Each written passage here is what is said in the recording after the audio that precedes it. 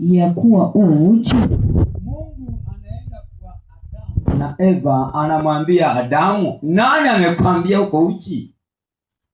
Je, umekula wewe matunda ya mti niliyokuamuru? Umekula matunda ya mti niliyokuamuru ufanyeje? Usiale. Huyu shida sio matunda, shida alikula nini? Maneno nyuma. Unaelewa vizuri? Kumbuka shetani akamfuata Eva akamwambia, ati ndivyo Mungu alivyosema? Matunda yalikuwepo, walikuwa wanakula, lakini kilichomgharimu mpaka amejikuta yuko uchi ni kwa sababu Mungu anamwambia, nani aliyekwambia? Ina maana amekula nini? Maneno. Bwana asifiwe sana. Amen. Mwambie mwenzako, nani amekwambia kwamba huwezi? Nani amekwambia kwamba utashindwa? Umeona sasa? Huyu aliambiwa maneno akajikuta kwamba ili nilivyoambia basi itakuwa mimi niko uchi. Mungu anamwambia Adamu, kwa wapi? Sasa Bwana, niliposikia sauti yako nikaona niko uchi nikajificha. Nani amekwambia uko uchi? Bwana asifiwe sana. Tuendelee msomaji.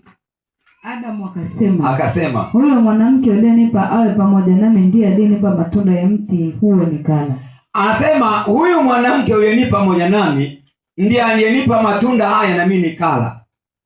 Maana yake alianza kula maneno ya nani? Ya shetani. Ilikuwa nani? Ni Eva. Swala amekula nini? Maneno vibaya. Sema nakataa. Kwa jina la Yesu. Sema nakataa. Kwa jina la Yesu. Sema nakataa. Maneno uliyekula umeyala yamesababisha ukashindwa mbele za nani? Angalia alichokula huyu, akapeleka kwa mume wake akala, baadaye Mungu akawalaani, wakaishi maisha ya taabu mpaka sasa. Ni kwa sababu walikula maneno ya nini? Ya watu wengine vibaya. Sema nakataa kwa jina la Yesu. Ngoja tusome Ezekieli 2:2, wewe utanielewa. Ezekieli sura ya 2 mstari wake wa 2. Ezekieli sura ya 2 mstari wa 2. Usile maneno vibaya. Usile maneno yasiyostahili yakakufanya ukashindwa mbele za adui yako. Yaani kuna baadhi ya maneno ukiasikia sio kwamba ni ya Mungu. Unaona mtu kama naona kama nakushauri fulani, hakushauri, ila anakulisha matango pori, ila anakulisha vyakula vingine, anakulisha kati mwingine uchawi. Bwana asifiwe sana.